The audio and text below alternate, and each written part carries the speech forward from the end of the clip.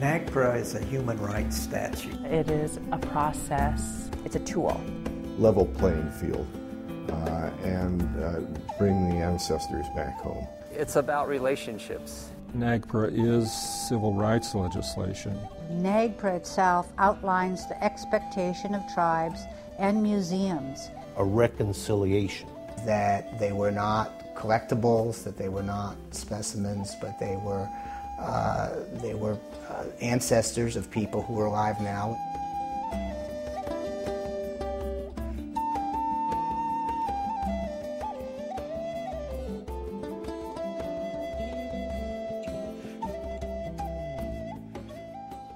Hello, and welcome to the National NAGPRA Grants Program.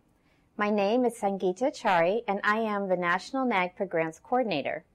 In this video, we will review the National NAGPRA Grants Program. I will go over the two types of grants we offer and review the activities NAGPRA grants support. You'll get to hear from successful grant recipients who will talk about the role the NAGPRA Grants Program has played in their museum and tribe. I'll also provide you with tips on how to strengthen your grant application and describe the NAGPRA Grants Review process. You will get to hear from Ron Wilson, a longtime NAGPRA Grants panelist, who will share his thoughts and ideas on how to strengthen your application. I like to say that at the heart of the Native American Graves Protection and Repatriation Act, or NAGPRA, process is the relationship building that occurs between museums and tribes. Through NAGPRA, tribes, museums, and federal agencies can come together to better understand and care for Native American collections. NAGPRA also provides a way to return Native American human remains and cultural items that protects the integrity of museums, federal agencies, and tribes, and ensures that human remains and cultural items are returned in culturally and spiritually appropriate ways. The NAGPRA Grants Program is here to support these efforts. The key to successful grants, and in this case with the grant, that the proposal that Chip wrote, is that already there had to have been that dialogue amongst the tribes so that he could go out and say, this is what we're proposing to do. Do you think this is a good idea? Do you think, you will participate? And, at ACMA, we know the challenges that exist in terms of tribal consultation because there's a lot of us. There's a lot of people that have to be consulted in these projects. And so anything that we can do to support the institutions, and in this case, ACMA provided a letter of support for Chip's proposal, was, we see that relationship, that two-way relationship, and know that in order for there to be successes with the NAGPRA project, that we have to be able to support these institutions and vice versa.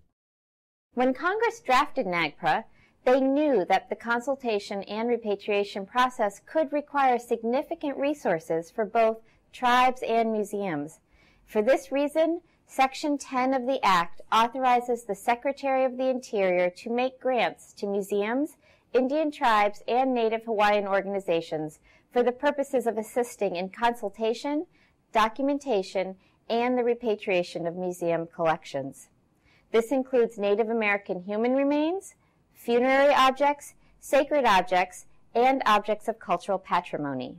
Each year, the NAGPRA Grants Program gives approximately $2 million through its two grant programs to museums and tribes and Native Hawaiian organizations. Approximately 97% goes to consultation and documentation grants, with the remaining 3% supporting repatriation grants. As discussed, NAGPRA provides a process for museums and federal agencies to return certain Native American human remains and cultural objects to lineal descendants and culturally affiliated Indian tribes, which includes Native Hawaiian organizations. The term cultural objects includes funerary objects, sacred objects, and objects of cultural patrimony, meaning objects that are inalienable to a tribe. NAGPRA provides a set of procedures for museums, federal agencies, and tribes to follow. These procedures, known as the consultation process, ensure that the human remains and cultural objects at museums are correctly identified so that they can be returned to the appropriate tribe or tribes. The consultation process is somewhat different depending on whether the museum or agency is dealing with human remains and associated funerary objects or any other cultural object. However, the goal is the same: to determine the relationship between the human remains or cultural objects and the tribe. Museums and federal agencies must contact tribes that are either related or are likely to have an interest in the human remains or cultural objects in their collections. Once the tribe decides the collections are of interest, they present the museum with evidence that the human remains or cultural objects are culturally affiliated to them. This documentation process is done by pulling together information from scientific or historical sources, such as historical documents, museum records, or archaeological reports, as well as from cultural sources, such as oral histories and traditional knowledge. The museum and tribe work together to determine cultural affiliation. Once the museum or federal agency determines cultural affiliation, the museum goes through the NAGPRA process to formally transfer control of the human remains or cultural items to the tribe. This begins with publishing a notice in the Federal Register.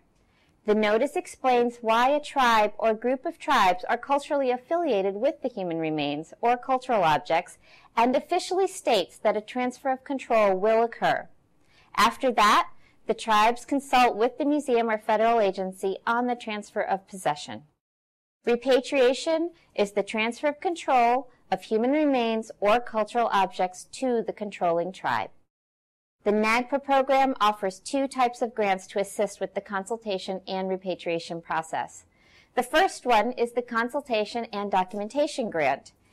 These grants are designed to help tribes and museums with costs associated with their efforts to prepare, document, and consult on NAGPRA collections. The second grant, called the Repatriation Grant, supports the transfer of possession to the controlling tribe. They assist tribes and museums with the costs of repatriating human remains and cultural objects. Over the years, NAGPRA grants have supported a wide range of projects. For applicants just starting their NAGPRA program, NAGPRA grants offer resources to train their community, to conduct their first consultation, or to begin the development of a database that will store information about museum collections. Other, more experienced programs use the NAGPRA Grants Program to help them consult with a particular group of museums or tribes. For example, a museum may decide to focus on a project that deals with consulting with all tribes located in the Northwest regarding a collection they have from that area of the country. Likewise, a tribe may develop a consultation project to work with museums and federal agencies from one region or state. We did apply for a NAGPRA grant to work with the Cheyenne and Arapaho tribes to repatriate the remains of a victim from the Sand Creek Massacre. And so I had to contact that. The remains of this individual were not included in our original inventory because we didn't even know they were in the collection, and they were discovered accidentally by staff reviewing another part of our collection. And so I had to then contact the tribal officials, the Cheyenne and Arapaho tribal officials, and say, I'm sorry, we didn't realize it, but we have this remains of this individual. But then again, that particularly with the support from the NAGPRA Grant Program, that gave us a way to work with the tribes. What's great is that the NAGPRA Grants Program can be tailored to match your NAGPRA program's needs, no matter how long you've been working on NAGPRA activities. Consultation and documentation grants are competitive grants that are given out once a year. Grant amounts range from $5,000 to $90,000 and support 18-month projects. Past grantees have used consultation and documentation grants to fund a variety of activities. For example, tribes typically use the grant funds for activities that strengthen their capacity, such as training, creating a committee of cultural experts, developing the technological tools needed to manage the vast amounts of information that they receive from museums, and for coalition building activities. Other common projects include documenting a tribe's history and settlement patterns through surveys, archaeological reports, or oral history projects. And of course, funds are used to support costs associated with consultations, including travel, per diems, stipends for elders or other experts, and equipment such as cameras, scanners, and digital recorders. Museums typically request funding to support their efforts to make their collections more accessible by putting their collections online, conducting further research on their collections, testing for contaminants, as well as to cover costs associated with coordinating consultations with tribes. Consultation and documentation grant applications are typically due in early March. Grants are reviewed by a panel of experts and decisions are announced in late July. Grantees are required to submit semi-annual reports and a comprehensive final report. The second grant, the repatriation grant, is a non-competitive grant awarded to tribes and museums on a rolling basis. These grants are for amounts up to $15,000 and cover costs associated with the repatriation of NAGPRA items. Costs typically charged to repatriation grants include the packaging and transportation of human remains or cultural objects, travel for elders, and tribal staff to the museum to conduct any necessary ceremonial activities or to coordinate the packaging of repatriated items, and staff time associated with coordinating the repatriation. In addition, funding can be used to handle contamination issues, which can include the removal of contaminants or training tribal staff on ways to safely handle contaminated items. It is important to remember that repatriation grants will only be awarded to tribes or museums that can show that they have gone through the consultation process. And for this reason, we require the applicant to include a copy of the Federal Register notice and an official letter stating that the museum has transferred control of the human remains or objects to the tribe. Details regarding the application, criteria for selection, and timelines are all available in the NAGPRA grant guidelines and are available on the National NAGPRA website. Tribes and museums can apply for one or both grants. Also, there's no limit to the number of grants one can apply for in a fiscal year. The NAGPRA staff are here to help museums and tribes work through the grants process. I am available anytime to discuss grant ideas, offer suggestions, and provide input on how to fill out the forms. In addition, we offer a pre-review process for consultation and documentation grants. You can send a draft of your grant proposal to the NAGPRA Grants Program up to 2 months before grants are due. We will review it and provide you with comments and suggestions for strengthening the grant. We strongly recommend that before you begin to fill out an application, you develop a strategic plan for NAGPRA at your tribe or institution. Then, choose a set of activities that need immediate attention and that can be accomplished with the funds available. A clear, focused plan is key to producing a successful NAGPRA grant. I think a successful grant application is first and foremost addressing the guidelines set out in the NAGPRA grant process. You must meet the guidelines, and you really shouldn't go beyond that. You shouldn't try to apply for a NAGPRA grant for rehousing or for exhibition development. NAGPRA grants are to facilitate repatriations. First and foremost. Those are the consultation documentation grants that do that. The other NAGPRA grants are for repatriations, and so that would be for physical transfer, reburial, perhaps some repackaging before the repatriation. And so I think that a good NAGPRA grant application has to be based on your strategic plan for NAGPRA implementation. You have to have the big picture so that you know exactly what the scope of your collection is, what tribes might be associated with them, so you do it in a very strategic, methodical fashion. Let's spend a little time looking at successful grant projects. In 2005, the Sea-Alaska Corporation received a repatriation grant to repatriate a Chilkat tunic from the Phoebe Hearst Museum in Berkeley, California, to the Sea-Alaska Corporation in Juneau, Alaska. The The Sealaska Corporation served as representatives for the Kagwantan clan in this consultation effort. Through the NAGPRA grant, members of the Kagwantan clan were able to accompany Sealaska staff to the Phoebe Hearst Museum to package and return with the tunic. Before returning to Alaska, they stopped at the Burke Museum in Seattle to have the tunic tested for contaminants, since the tunic had been treated with various chemicals over the years. Sealaska Corporation, due to the fact that they have a very solid infrastructure, is able to assist communities that might not have the staff time or resources to go and find these objects. And I believe when Sealaska can do activities in the communities on a grassroots level, it unites us again. You know, it's not this regional entity and the village. It's a cooperative project, and I think that reminds everyone why we work at Sealaska, and it reminds the village people of why there's a benefit to working on a larger scope. Well, first of all, we found the tunic during one of our visits to the Phoebe Hearst. We had a cultural coordinator, Kathy Miller, who was working with us at the time, and she spotted the tunic, and she knew it to be a Chilkat tunic from the Klukwan area.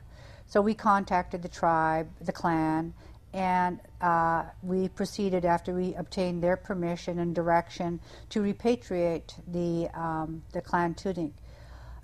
During the course of that repatriation claim, we also asked, had it been treated with contaminants. We found out that it had, in fact, been treated, and we asked, that it be tested, and we found that it had a very high level of contaminants, and they actually told us that we couldn't use it for 100 years. We decided that we wanted to have attempts to clean it. And so we did, and as I mentioned, the first reading was very high. The second reading was remarkably much lower, and we were really astounded at that. And then we asked for a third reading, and then we found that there were no contaminants at that time. And of course, our clan leader said that he thought it had been spiritually cleaned. So we brought Kudena clan tunic home, and we had a great celebration here in Juneau, and then when we brought it to its homeland in Klukwan. Well, with the Kagwantan Chilkat tunic that was repatriated to Klukwan, it started out through a NAGPRA documentation grant that Sealaska Heritage Institute received, and I was able to go down to the Phoebe Hearst Museum in California and view some objects down there, one of which was the Chilkat tunic. A month or so after I had gone to the museum, I was able to show some images of objects to some elders from Southeast Alaska, some Tlingit elders. And when I showed the picture of the tunic, it's the moment that we all wait for, we all hope will happen once in our life. And one of the elders, Joe Hotch, stood up with this look on his face, and I swear he wanted to raise his hand like a child in a classroom, and he goes, I know that tunic, he said. And we didn't know where it went, but we knew it was removed from our community. And everyone has died that the story would negatively affect. So we can talk about this now and we can bring it home. I mean, he had tears in his eyes. It was remarkable. So he went home and came back a week later with a letter from a museum person in Klukwan with images that she had from her personal collection of her father being around when the tunic was being worn by the previous clan leader of the Kagwantan in Klukwan. And he brought them up and said, we totally want to bring it back. And he got a resolution passed through the Chilkat Indian Village, and we filed a repatriation claim, and the museum accepted it, and it was a turnaround time of under a year. It was a very smooth transition and a very smooth transfer of the tunic, and I believe that was because the documentation was very clear. The museum had notes from the donor that said, the Tlingit woman who sold me this tunic knew she sold it illegally and against traditional property law. And the museum was willing and able to acknowledge that. And so they kind of had an open mind. I think they knew that that was coming on this object. And they were willing to abide by the fact that in the 1920s, when the object was taken, Tlingit property law was fractured but was not gone. And they put that information forth, and when we applied for the repatriation, they said, well, obviously, this was taken inappropriately. We do not have right of possession, and it should go back to the clan. So I believe I saw the tunic in November of 2004 for the first time at the museum, and it was back home in Klukwan in under a year. This is an excellent example of how repatriation grants can be used. Sealaska Corporation was not only able to retrieve the Chilkat tunic, but they were able to have it tested for contaminants and rule out any serious contamination issues, thereby allowing the tunic to be used in ceremonies from that point onwards. Every repatriation involves its own unique ceremonial requirements, packaging issues, and often decontamination requirements. As your tribe or museum completes consultations and starts the repatriation process, be sure to consider using a repatriation grant to help with the costs. The National NAGPRA staff does not make any funding decisions regarding consultation and documentation grants. Instead, we draw on experts from various federal agencies who volunteer their time to review grant applications and give their funding recommendations. Grants panelists have a strong understanding of NAGPRA and an expertise in museum and/or Native American issues. The National NAGPRA program also strives to ensure a balanced mix of Indian and non-Indian panelists. Over the years, we have had panelists from the National Park Service, the Bureau of Indian Affairs, the Bureau of Land Management, the Smithsonian, and others participate on the grants review panel. Once the grants come in, my job is to distribute the applications to the panel. Each panelist is given their set of applications and a standard questionnaire. Panelists are asked to rate each application in terms of the alignment of project objectives with the goals of NAGPRA, the ability of the project activities to achieve the project objectives, whether the budget appears appropriate and realistic in order to accomplish project activities, whether the project personnel are qualified to accomplish project objectives. The panel then comes together to compare ratings and rank applications. Each application is thoroughly discussed, and each application receives a final score. The grants panel then identifies which applications are recommended for funding. Typically, between 30 and 40 applications are recommended for funding. Ron Wilson, Chief Curator and Manager for the National Park Service Museum Management Program, has been with the NAGPRA Grants Review Panel since 1994. As one of the original grant reviewers, he has a unique insight into the review process. Ron, thank you so much for joining us today to talk about the NAGPRA grants. Glad to be here. So tell us, how long have you been with the grants panel? Since the beginning. My first involvement with NAGPRA was during the regulation writing process. And then when we got the funding for the grants program in 1994, I was on that first grants panel and everyone since. So let's start with the question that everybody wants to know, which is, what does a grants panelist look for in a strong application? The proposal really needs to follow the rules. So it's important to really review the grants guidelines and know exactly what is being looked for. And the main thing that's being looked for is compliance with the law. Can you give us some examples of what you would consider an activity that's compliant with the law? There are the two different sides of the grants program. One that is specifically geared towards museums and federal agencies and other holders of collections, and then the tribal side. So from the museum and agency side of things, being sure that the entire collection has been reviewed for to identify items that may be subject to NAGPRA is important. It's important that that be done in consultation with potentially affiliated tribes. And then once the consultation process has proceeded to a certain point, then there's the potential of funding some repatriation activities. Part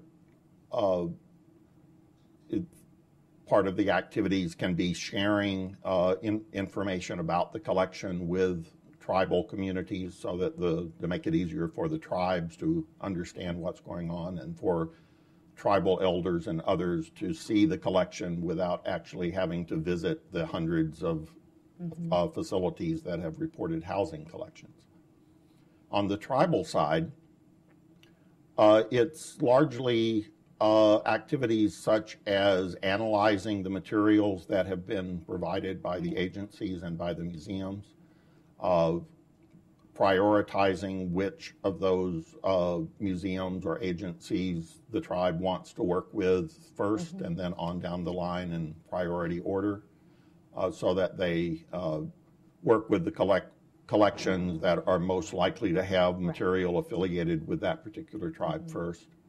And then it's funding the consultation process. It can fund activities of educating the tribal members about the NAGPRA program and to be sure that elder input is obtained as part of that analysis, and then eventually culminating with decisions on what the disposition of those collections will be. In some cases, it may be repatriation. In others, it may be a cooperative agreement with the holding museum or agency so that the materials receive particular kinds of care while they're at those agencies. So now that we know what are the kinds of things that you look for in a proposal that you would say is compliant and has the types of activities that would support what the goal of NAGPRA is, what are some of the common mistakes that you see applicants make? It depends on whether it's a museum grant or a tribal grant. On the museum side, I would say one of the most common mistakes is that the museum is proposing to do some collection management activities that are tangentially related to NAGPRA or that just fail to include any tribal involvement at all. The law requires that the inventories and summaries be prepared in consultation with the tribes that may be culturally affiliated.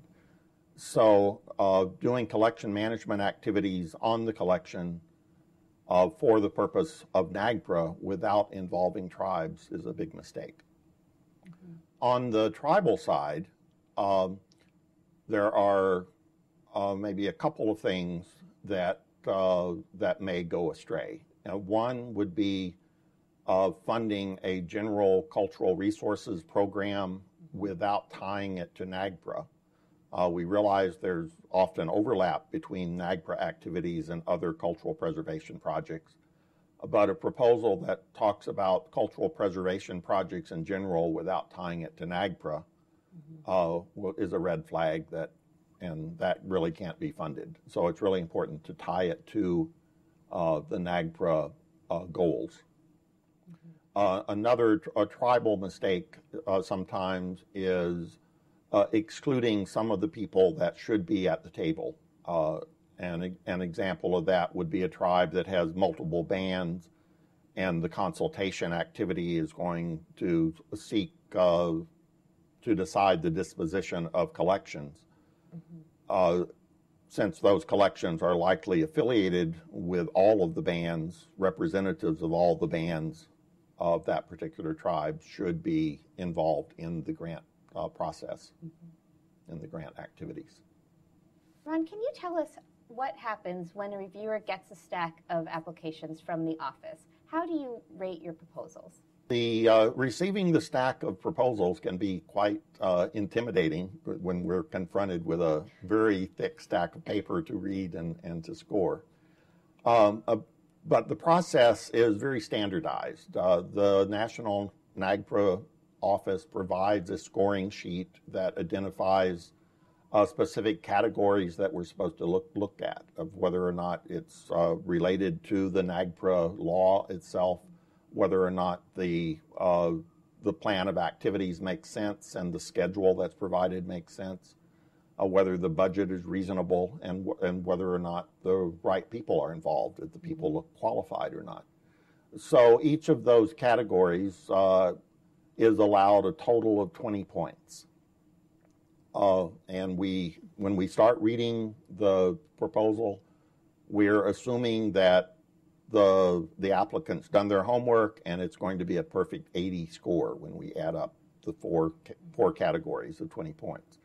So it's really pretty disappointing when we read through and start seeing things that don't match, of things that are inconsistent with NAGPRA, or that where the right people are not involved, or the schedule doesn't look realistic. You can't really complete all of those activities in the amount of time that you've allocated. Those sorts of things. And when we finish scoring each of the proposals, we give it a average numerical score. A maximum would be 80. The minimum would be 0, although that would be very unusual. Right. And then once the scores are compared with the scores given by the other panelists, we do an average and then rank the applications from top to bottom. And then how far we get down the list with actual funding really depends on how many applicants there are and the amount of funds available. So in most years, the funding runs out about the time that the proposals that are actually fundable run out. Mm-hmm. But sometimes it can be very, very close, and we just review the scores, and the numbers speak for themselves, and we fund as many grants as we can with the available funding. That sounds like a fairly straightforward process, but I know sometimes reviewers have differences of opinions over whether an application is a strong one or not. Can you tell us how do the panelists deal with discrepancies in scores, where one person thinks it's a strong proposal and another person doesn't? That does happen occasionally. And because we are reviewing literally dozens of applicants, and if we go through them too quickly, any of the reviewers could overlook some aspect of it. And that's resolved once the panel gets together and we discuss each of the proposals. If the scores do not match, if one is very high and one is very low, then the reviewers who gave those scores present their case. They point out specific aspects of what is in the proposal that made them give that score. And whether it's high or low, once the differences have been highlighted, we discuss it and reach consensus on what is the most fair assessment of what's really there. So the individuals can change their score during the grant panel, and I can't think of a case where we haven't been able to resolve it and come to a consensus once that discussion has happened within the panel. Have you noticed any trends over the years in NAGPRA grant applications? The main trend is that things have become a little more standardized as people on all sides of the issue came to have a better understanding of the law, the regulations, and what the possibilities were. So some of the very early years had some very, very creative proposals that we were not able to fund because they weren't consistent with the law. So I would say that now most proposals are pretty much on target and are restricted to just a few kinds of activities that we talked about before of completing inventories and summaries and consultations, and the tribes were building their database and choosing their priorities and holding consultation meetings with allied tribes or with elders or those kinds of things that are pretty routine, are recognized now as pretty routine NAGPRA items or activities. The really important thing is to follow the grant guidelines and be sure that your activities are linked very closely to what's in the NAGPRA regulations and the NAGPRA law about the required activities of the law. It's useful if the grant text uses the same language that's in the law so that we don't have to guess and try to make some activity fit where it would be so much easier for the reviewers to see what you're attempting to do if you're using the same language that's in the guidelines and in the law, rather than coming up with new terminology to describe what you're actually doing. Really helpful suggestion. Do you have anything else you'd like to add? Any other words of advice you'd like to give our viewers?